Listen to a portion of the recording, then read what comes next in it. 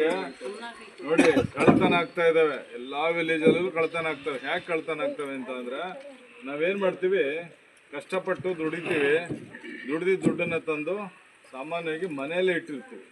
ಹಾಗೆ ದುಡ್ಡು ಹೆಚ್ಚು ಸ್ವಲ್ಪ ಉಳಿದಾಗ ಮಕ್ಕಳಿಗೆ, ಹೆಣ್ಮಕ್ಳಿಗೆ ಅಂತ ಹೇಳಿ ಬಂಗಾರ ತಂದು ಇಟ್ಕೋತೀವಿ.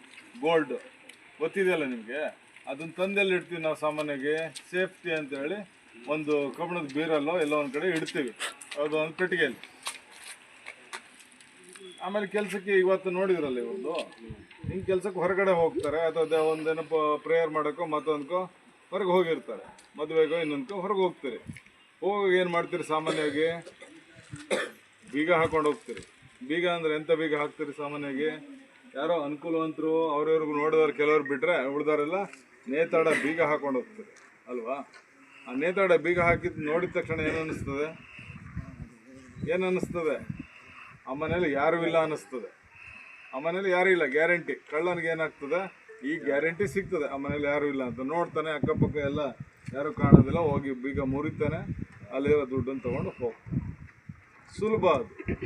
ಆಮೇಲೆ ಕೆಲವರು ಏನು ಮಾಡ್ತಾರೆ, ಸೆಂಟ್ರಲ್ ನೋಡಿ ಅಷ್ಟು ದೊಡ್ಡ ಗೇಟ್ ಮಾಡಿಸಿದ್ದಾರೆ, ಅದಕ್ಕೊಂದು ಬೀಗ ಹಾಕಿದ್ದಾರೆ. ಏನು ಉಪಯೋಗ ಬಂತು? ಆ ಬೀಗ ಒಂದು ರಾಡ್ತಾ ಬರ್ತಾನೆ, ಮುರಿತಾನೆ, ಒಳಗೆ ಎಂಟ್ರಾಗಿ ದುಡ್ಡೆಲ್ಲ ಕಳ್ತನ ಮಾಡ್ತಾರೆ. ಅದಲ್ಲ, ಸೆಂಟ್ರಲ್ ಲಾಕ್ ಮಾಡಿಸಿ, ಡೋರ್ ಲಾಕ್ಗಳು ಬರ್ತಾವೆ ಅಂತ ಹೇಳ್ತಾರಲ್ಲ, ಆ ಥರದ್ದು ಮಾಡಿಸ್ಬಿಟ್ರೆ ಆಗೇನಾಗ್ತದೆ, ಅವ್ನಿಗೆ ಡೌಟ್ ಆಗ್ತದೆ, ಒಳಗಿದಾರ ಹೊರಗಿದಾರ ಅಂತ. ಕೆಲವ್ರು ಏನು ಮಾಡ್ತಾರೆ, ಸೆಂಟ್ರಲ್ ಲಾಕು ಮಾಡ್ತಾರೆ, ಅದಕ್ಕೆ ಚಿಲ್ಕ ಹಾಕೊಂಡು ಹೋಗ್ಬಿಡ್ತಾರೆ, ಬೋಲ್ಟ್ ಹಾಕೊಂಡು ಹೋಗ್ತಾರೆ. ಬೋಲ್ಟ್ ಹಾಕಿದ್ರೆ ಏನರ್ಥ, ಪುನಃ ಯಾರೂ ಇಲ್ಲ ಅಂತ. ಹಾಗೆ ಗೇಟ್ಗಳಿಗೂ ಅಷ್ಟೇ, ಒಳಗಡೆಯಿಂದ ಬೀಗ ಹಾಕಿ ಲಾಕ್ ಮಾಡ್ಕೊಂಡ್ರೆ ಏನು ಅನ್ಸೋದಿಲ್ಲ, ಹೊರಗಡೆಗೆ ಲಾಕ್ ಮಾಡಿದ್ರೆ ಅಲ್ಲಿ ಯಾರು ಇಲ್ಲ ಅಂತಾರೆ. ಇವೆಲ್ಲ ಸಣ್ಣ ವಿಚಾರಗಳು. ಯಾಕೆಂದರೆ ನೀವು 1 ವರ್ಷ 2 ವರ್ಷ 3 ವರ್ಷ ಮಾಡಿದಂಥ ದುಡ್ಡೆಲ್ಲನೂ ಅಥವಾ ಬಂಗಾರ ಎಲ್ಲನೂ ಮನೇಲಿ ಇಟ್ಟಿದ್ರೆ ಕಳ್ತನ ಮಾಡ್ಕೊಂಡು ಹೋಗ್ಬಿಡ್ತಾರೆ. ಅದಕ್ಕೆ ಆದಷ್ಟು ಹಣವನ್ನು ಬ್ಯಾಂಕಲ್ಲಿಡಿ. ಈಗೇನು ATM ಕಾರ್ಡ್ ಇದ್ದಾವೆ, ಎಲ್ಲಿಂದ ಬೇಕಾದ್ರಲ್ಲಿ ತೊಗೊಂಬರ್ಬೋದು, ಯಾವಾಗ ಬೇಕಾದ್ರೂ ತೊಗೋಬೋದು. ಬಂಗಾರ ಏನಾದ್ರು ಏನಾದ್ರು ಮದುವೆಗೆ ಹೋಗ್ತೀರಾ, ಏನಾದ್ರು ಹಾಕೊಂಡು ಓಡಾಡ್ತಾರಾ? ಇಲ್ಲ. ಅದರಿಂದ ಬಂಗಾರನ ಬ್ಯಾಂಕಲ್ಲಿಡಿ, ಅದು ಸೇಫ್ಟಿ ಇರ್ತದೆ.